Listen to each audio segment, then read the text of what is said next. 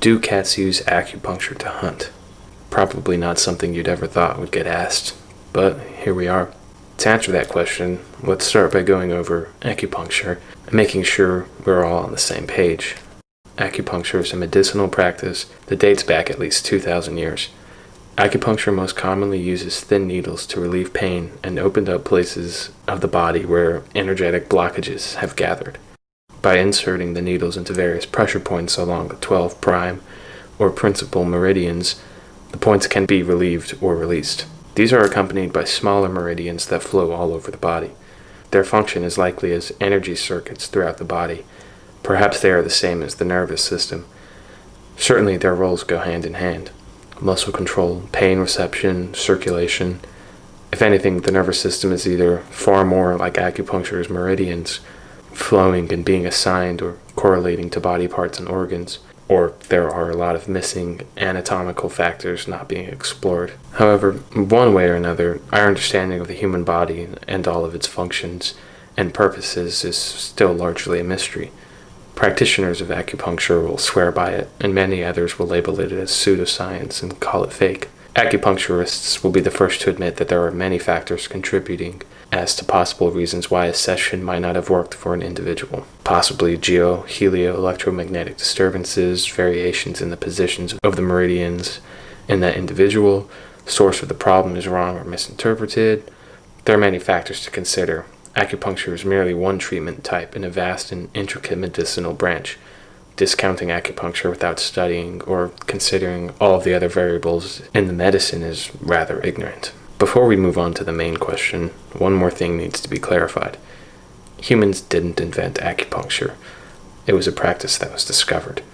Animals, perhaps even all eukaryotic multicelled organisms, have meridians. What we've observed in the world is that electricity flows through everything, even if in the forms of electrons and protons on the atomic level.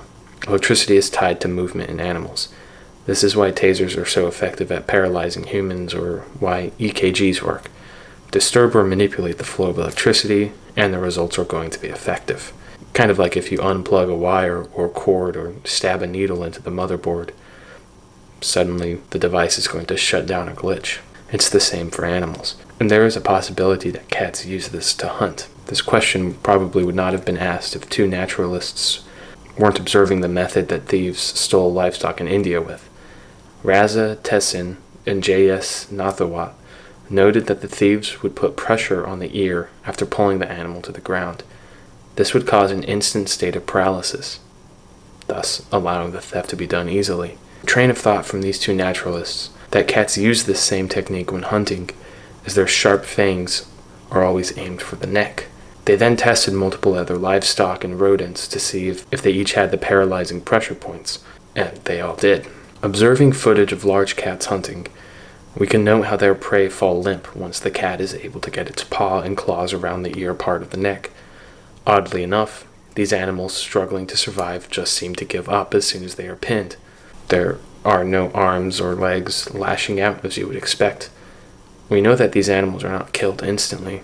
Even if a fatal bite is inflicted on the jugular of a large mammal, there's a difference between the last moments of struggle and falling completely limp.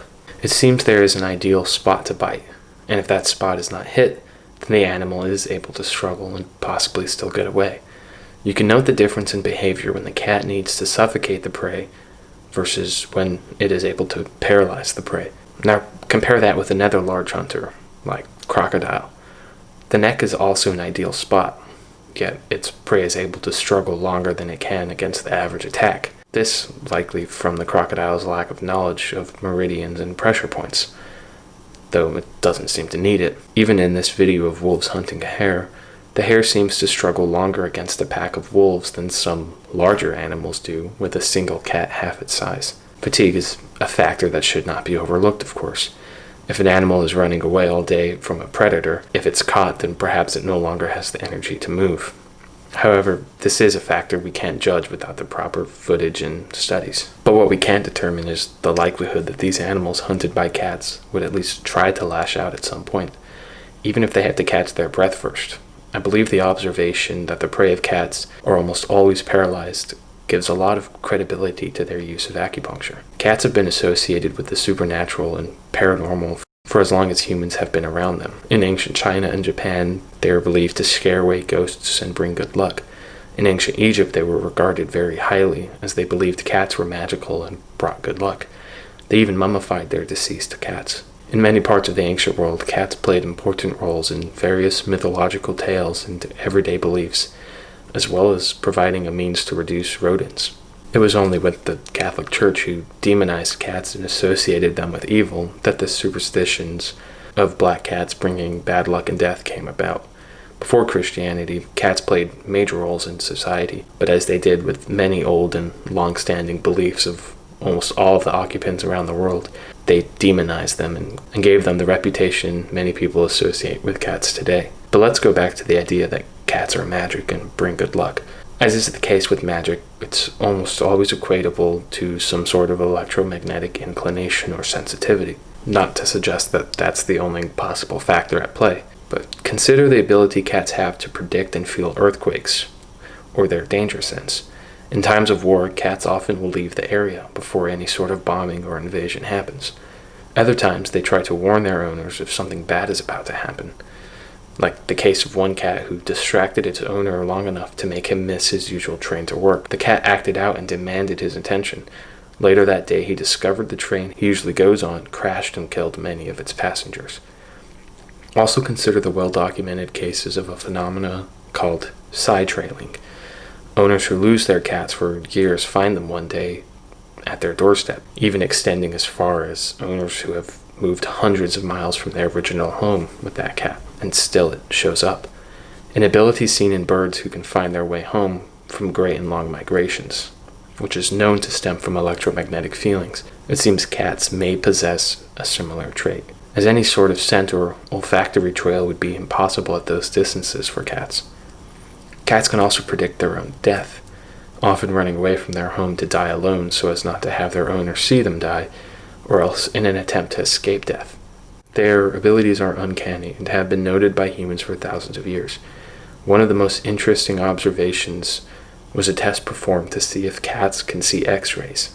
The results were amazing, as the cats were able to see or sense in some way the X-rays.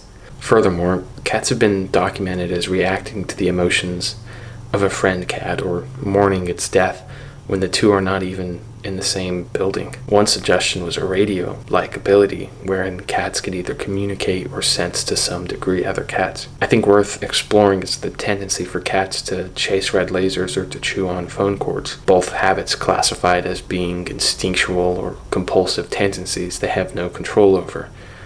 This, of course, is a ridiculous explanation, as animals are not automatons and nothing they do should be regarded as such. In conclusion, their abilities certainly border on the paranormal or magical.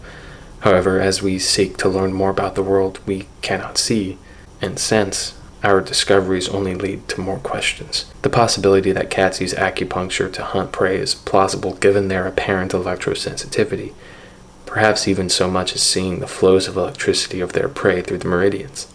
Perhaps they are even eyeing yours for the perfect place to strike.